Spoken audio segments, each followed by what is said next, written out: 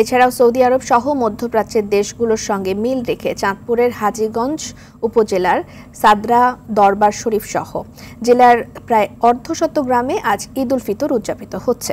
সাদরা দরবার শরীফের পীরজাদা মাওলানা মুফতি আরিফ চৌধুরী বিষয়টি নিশ্চিত করেছেন। সকাল ৯টায় ঈদের প্রথম জামাত অনুষ্ঠিত হয় দরবার শরীফ মাঠে। ১৯২৮ সাল থেকে সাদরা দরবার শরীফের পীর সৌদি সহ অন্য আরব দেশগুলোর সঙ্গে মিল রেখে রোজা ঈদ উদযাপনের প্রথা চালু করেছেন।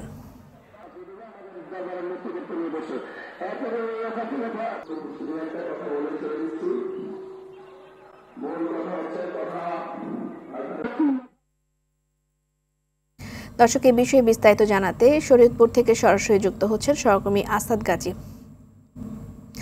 আসাদ, শরীয়তপুরে কতটি গ্রামে ঈদ উদযাপন হচ্ছে আজ?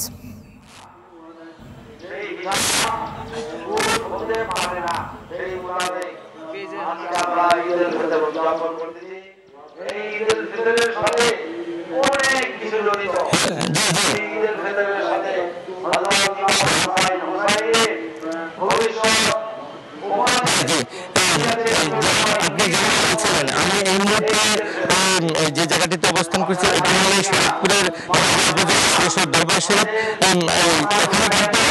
গত বছরের সৌদির সাথে মিল রেখে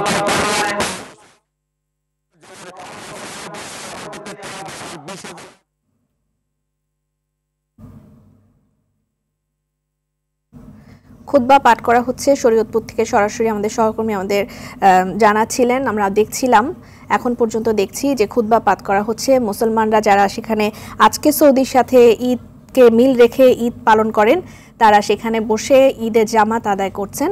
আমরা দেখতে পাচ্ছি ছোট বড় সব বয়সী যারা আছেন তারা সেখানে ঈদকে সামনে রেখে ঈদকে উদযাপন করছেন এবং নামাজ আদায় করবেন কিছুক্ষণের মধ্যে, হয়তো খুতবা পাঠের পর।